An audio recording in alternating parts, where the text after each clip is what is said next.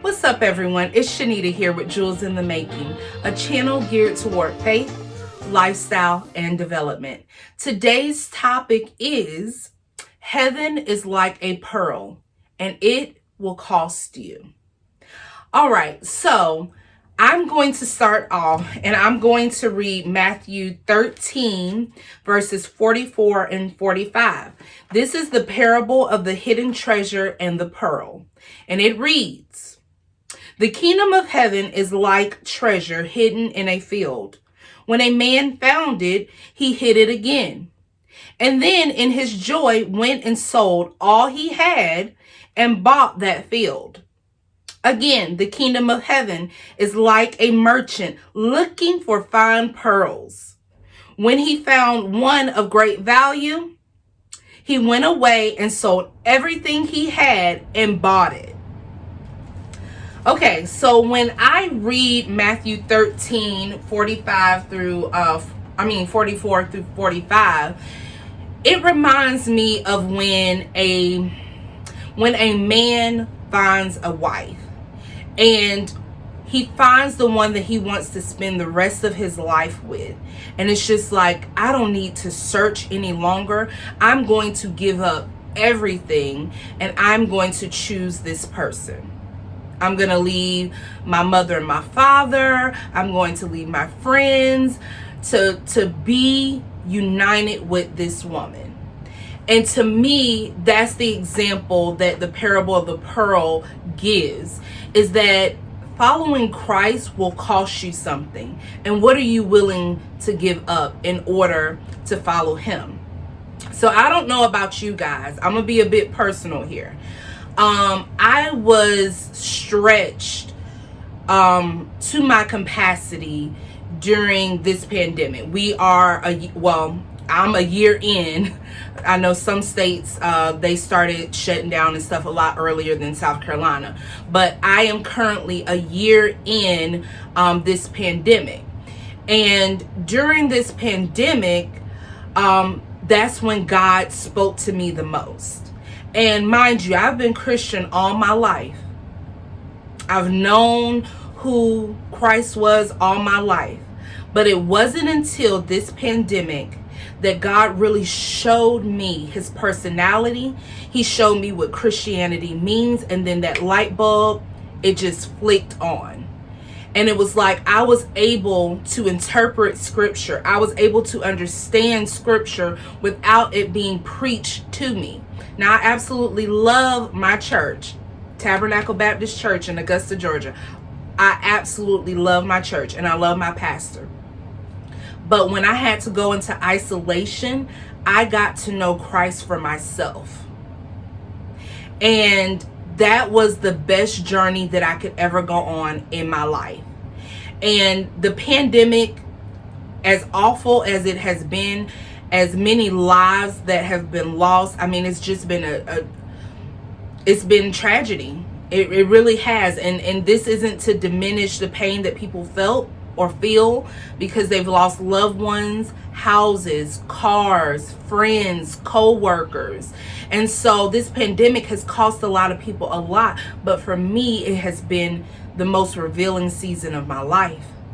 And so the very first thing that I want to encourage you is that when you're following Christ, it's going to cost you. And how it's going to cost you is God is going to isolate you to grow you. He is going to isolate you to grow you. The second way that is going to cost you is God will start using certain situations to change your mind about his will for your life. Because a lot of times, let me clarify that. We want to do what we want to do. We want to operate in the way that we want to. But God operates in a total different way, a different time, a different environment. He operates very differently than we do. We want things to be comfortable. We want things to come easy. And God is about a process where things are not going to be handed to you, but he's going to show you how you can get it. And he's going to show you how to trust in him. But we don't like being uncomfortable. But God will use any situation to get his will across. If he used the burning bush to convince Moses of what he needed to do, then certainly he can use anything in today's society to get our attention. And I want to part there when it comes to Moses. Moses was a Hebrew who grew up Egyptian. And he grew up in a household that hurt his people. And so there was a stir inside of Moses, like, this isn't right. This is injustice. This isn't fair. And even though Moses went about killing the Egyptian guard the wrong way, he shouldn't have killed him, God saw Moses's heart. And he said, I can use that. I want that man right there. He's going to bring my people out.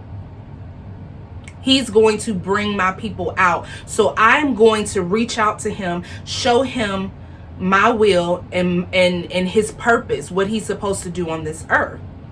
And I think that's how God speaks to us. He will allow certain things to stir up inside of us, and then he will give us this purpose to go after it and say, okay, you can do this. This is my purpose for you. You can do this. Let me show you how to do it.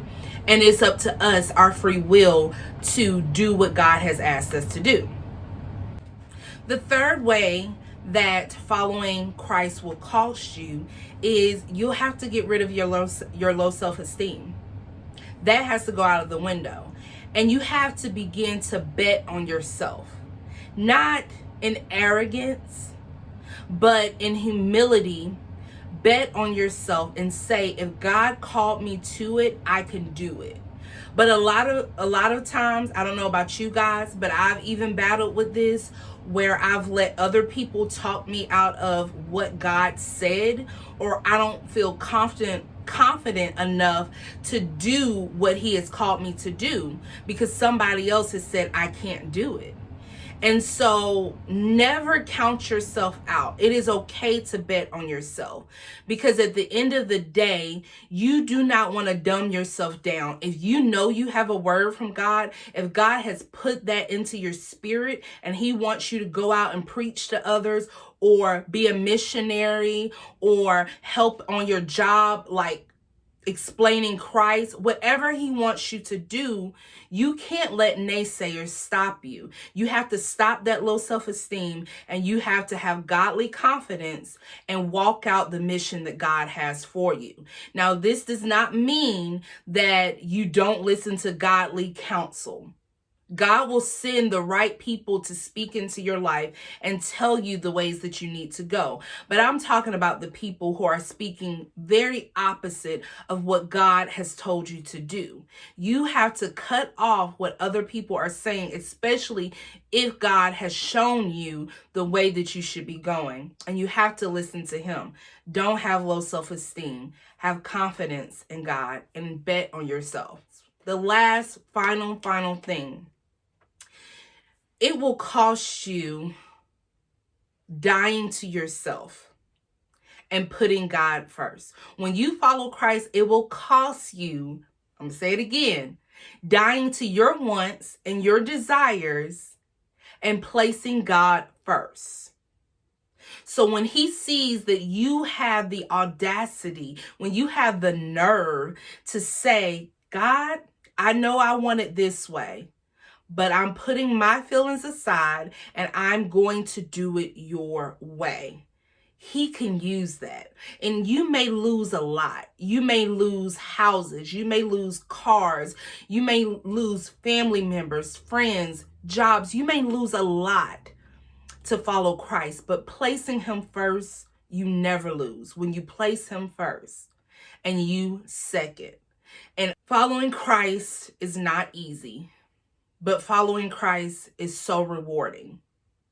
When you give up everything, your thought process, your will, and you say, God, do your thing, he will do his thing, and he always takes care of his people. So you may be afraid to step out and do what he's called you to do, but remember, he always takes care of his own. When you think about Abraham, when God told him to sacrifice his son, he didn't want to do it, but he was willing to do it because he had a process with God. He had been walking with him for so long that he knew whatever God was up to, it was for the better and not the worse. Because it says to me, if God stopped Abraham from killing his son, that anything that he asked me to do is not for the worse, but it's for the good. And so I have to trust him, and I have to trust the process. And I'm telling you guys that it will cost you, but just trust the process. God will make a way. Remember, guys, we're all kings and queens of the Most High, Jesus Christ. Be blessed.